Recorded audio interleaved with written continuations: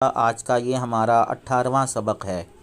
ماہائے قمری، محرم، صفر، ربیع الاول، ربیع الآخر، جمادی الاول، جمادی الآخرہ، رجب، شعبان، رمضان، شوال، ذی قعدہ، ذی الحجہ۔ ان سب کا ترجمہ بھی یہی ہوگا۔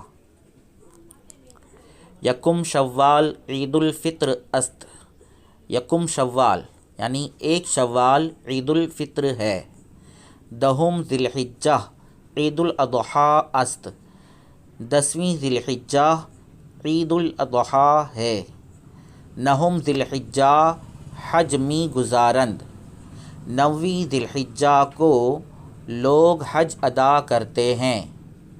15 شعبان شب برات است، 15ویں شعبان شب برات ہے۔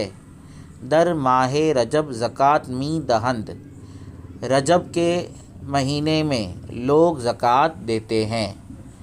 در ماہ رمضان روزہ می گیریم، رمضان کے مہینے میں ہم روزہ رکھتے ہیں۔ دہم محرم روز عاشوراء است، 10ویں محرم عاشوراء کا دن ہے۔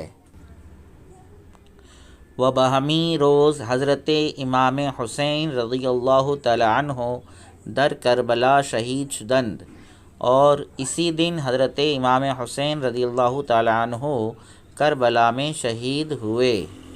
مشہور است کہ ولادت حضرت رسول خدا صلی اللہ علیہ وسلم 12 ربیع الاول است۔